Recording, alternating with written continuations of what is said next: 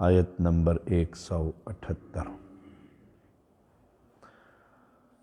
وَلَا يَحْسَبَنَّ الَّذِينَ كَفَرُوا أَنَّمَا نُمْلِي لَهُمْ خَيْرٌ لِأَنفُسِهِمْ إِنَّمَا نُمْلِي لَهُمْ لِيَزْدَادُوا إِثْمًا وَلَهُمْ عَذَابٌ مُهِينٌ۔ اور وہ لوگ جنہوں نے کفر کیا ہرگز گمان نہ کریں کہ بے شک جو مہلت ہم انہیں دے رہے ہیں وہ ان کی جانوں کے لیے بہتر ہے۔ ہم تو انہیں صرف اس لیے مہلت دے رہے ہیں کہ وہ گناہ میں بڑھ جائیں اور ان کے لیے رسوا کرنے والا عذاب۔ کافروں کی عمریں، ان کا مال اور متاع، ان کے پاس نعمتیں، اور مسلم یہ سمجھتا ہے کہ دیکھو کتنا انعام ہے اس پر۔ وہ شخص نہ نماز پڑھتا ہے، نہ روزہ رکھتا ہے، نہ صدقہ دیتا ہے، نہ خیرات کرتا ہے، اور فضل دیکھو اس پر کتنا ہے۔ اللہ تعالیٰ فرما رہا ہے یہ فضل نہیں، یہ تو ان کے گناہوں میں اضافے کا باعث ہوگا۔ جتنی عمر لمبی ہوگی اتنی اللہ کی بغاوت کریں گے، جتنا مال و متاع زیادہ ملے گا اتنا ہی اللہ کی بغاوت ان کے جسم اور ان کے افعال سے ظاہر ہوگی، اور ان کے خلاف بڑی سخت یہ حجت ہوگی، اور یہ عذاب کا باعث بنے گا۔ سورۃ المومنون میں فرمایا،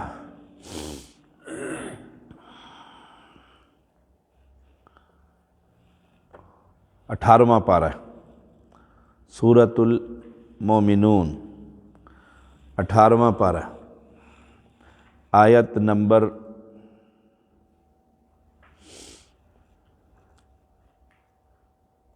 55۔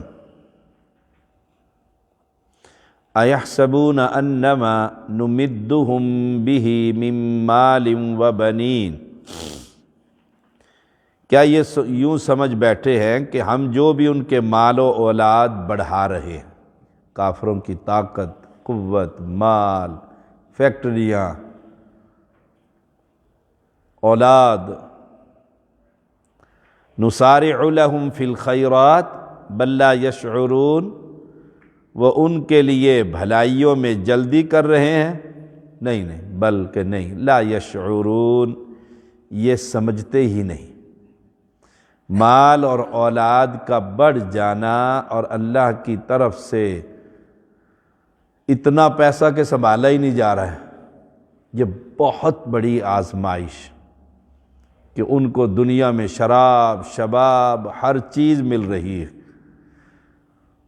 ہمیں یاد ہے وہ ایک عورت تھی تو اس کو اللہ نے بہت کچھ دے رکھا تھا، نماز نہیں پڑھتی تھی۔ میری والدہ محترمہ رحمہ اللہ نے اسے کہا نماز پڑھا کرو، اس نے صاف کہا نماز کیوں پڑھوں، کیا مانگوں جو میرے پاس نہیں ہے؟ سبحان اللہ، کیا مانگوں جو میرے پاس نہیں ہے، تو نماز کس لیے پڑھوں؟ یہ ہے وہ بغاوت کہ ہر چیز موجود ہے تو بندہ یہ سمجھتا ہے اگر رب ناراض ہوتا تو مجھ سے سب کچھ چھین لیتا، یعنی جس کو نہیں دیتا اس سے رب ناراض ہوتا ہے، اس لیے دنیا اسے نہیں دے رہا۔ حالانکہ دنیا ہر کسی کو دیتا ہے اللہ تعالیٰ، اور دین اس کو دیتا ہے جس سے بھلائی کا ارادہ کرتا ہے۔ وہ بیٹھتا ہے قرآن مقدس سیکھنے کے لیے، پڑھنے کے لیے، پڑھانے کے لیے۔ دیکھیے سورۃ القلم کے اندر بھی یہی بات فرمائی، 29واں پارہ، سورۃ ملک سے اگلی والی سورت۔ فَذَرْنِي وَمَن يُكَذِّبُ بِهَذَا الْحَدِيثِ سَنَسْتَدْرِجُهُم مِّنْ حَيْثُ لَا يَعْلَمُونَ، آیت نمبر ہے 44۔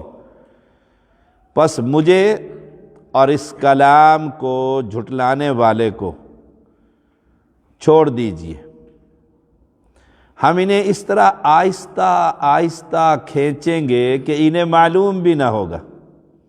چھوڑ دیجئے کہ مطلب میں ان سے خود ہی نمٹ لوں گا۔ اللہ اکبر، جس سے رب نمٹنے پر آ جائے اس کے لیے کوئی خیر ہے؟ اللہ اکبر۔ یہ ڈھیل ہے، استدراج، سنستدرجہم، استدراج ڈھیل ہے۔ نافرمانی کے باوجود مال کی فراوانی، اولاد کی فراوانی، یہ اللہ کا فضل نہیں، یہ تو مہلت ہے، مہلت دی جا رہی ہے۔ پھر جب اس کی پکڑ آتی ہے کوئی بچانے والا نہیں ہوتا، سب کچھ ہی تباہ و برباد ہو جاتا ہے۔ دیکھیے سورۃ توبہ 55 نمبر آیت، 10واں پارہ۔ فَلَا تُعْجِبْكَ أَمْوَالُهُمْ وَلَا أَوْلَادُهُمْ إِنَّمَا يُرِيدُ اللَّهُ لِيُعَذِّبَهُمْ بِهَا فِي الْحَيَاةِ الدُّنْيَا وَتَزْهَقَ أَنفُسُهُمْ وَهُمْ كَافِرُونَ۔ سورۃ توبہ 10واں پارہ 55 نمبر آیت۔ یہ بڑی خوبصورت آیت ہے، اللہ اکبر۔ نبی کو کہا جا فَلَا تُعْجِبْكَ أَمْوَالُهُمْ، تعجب میں نہ ڈال دے آپ کو ان کا مال و متاع اور ان کی اولاد، تعجب میں نہ ڈال دے کہ مال ان کا ختم ہی نہیں ہوتا۔ اس لیے ابو جہل نے رسول اللہ صلی اللہ علیہ وسلم کے ساتھ جب گستاخی کی تو آپ نے بھی اس کو خوب ڈانٹا۔ اس نے کہا مجھے کس چیز کا ڈانٹتے ہو، میں آواز دوں تو پوری وادی میرے حمایت یافتہ لوگوں سے بھر جائے گی، میرا قبیلہ اتنا، میرے دوست اتنے، میری جماعت اتنی بڑی۔ تو اللہ نے فرمایا ان کی مال اولاد آپ کو تعجب میں نہ ڈال دے کہ یہ رب کے اتنے باغی اور اللہ کی طرف سے ان کو ہر چیز ملی ہوئی ہے، یہ سب آزمائش ہے۔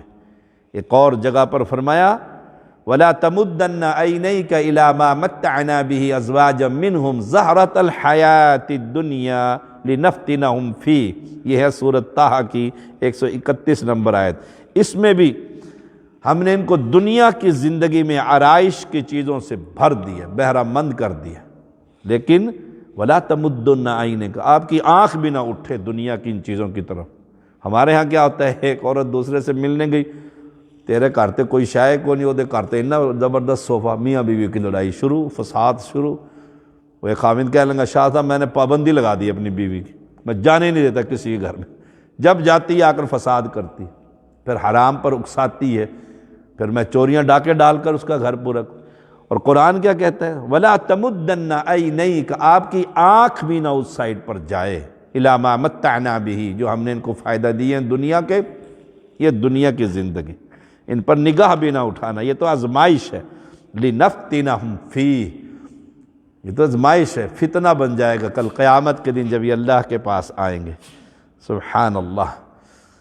تو کبھی بھی یہ دنیا کی زندگی میں کبھی نہ دیکھیں کہ فلاں کے پاس، یہ دیکھیں فلاں کا بچہ نمازی ہے، 5 وقت نماز پڑھتا ہے، دیکھو یہ کوئی بھی نہیں دیکھتا، نماز پڑھتا ہے، ان سے پوچھنا جی آپ کا بچہ، میرا بچہ بڑا پکا مسلمان، نماز پڑھتا ہے، صبح صبح قرآن پڑھتا ہے، قرآن تو میں نے پوچھا ہی نہیں، میں نے پوچھا نماز پڑھتا ہے، فجر میں حاضر ہوتا ہے، 5 نمازیں۔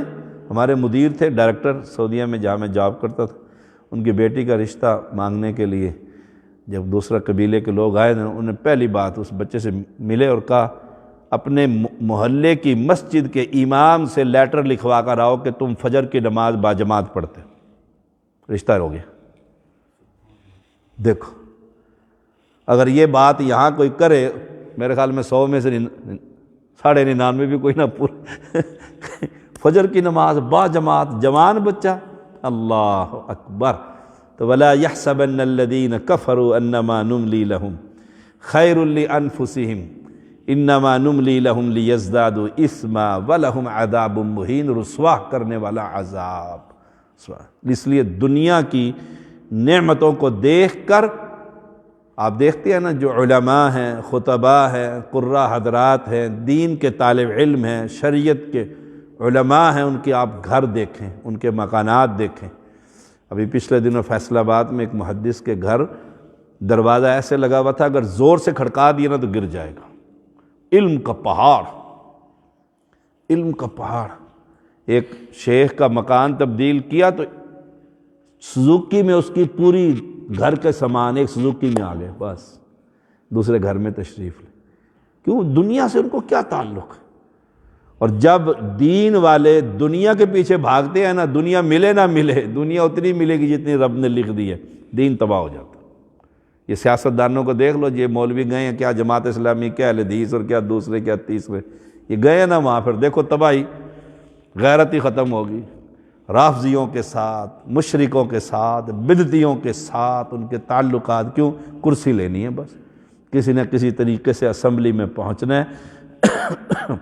مومن کی شان بڑی نرالی ہے، وہ عقیدے کو دیکھتا ہے، توحید کو دیکھتا ہے، اور عملی زندگی میں، اور یہ اللہ سے دعا ضرور مانگتے رہا کریں کہ اللہ کبھی کسی کے سامنے ہاتھ پھیلانے کی توفیق نہ دے، عزت کی روٹی گھر میں ملے، بچوں کو بھی کھلاؤں، آل اولاد کو بھی دوں، مسجد میں بھی دوں، غریبوں کو بھی دوں، کسی کا محتاج نہ کرے، صرف اپنا محتاج رکھے، یہ اللہ سے دعا کرتے رہیں۔ لیکن یہ آئی جائے، پتہ نہیں کدھر سے آ رہا ہے، مسجد کا غلہ توڑ کے آ رہا ہے، ڈاکہ ڈال کے آ رہا ہے، کسی کی چمڑی ادھیڑ کے لا رہا ہے، کس طریقے سے آ رہا ہے اور آئی جا رہا ہے، یہ کبھی دعا نہ کریں، کیونکہ وہاں حساب دو دینا نا۔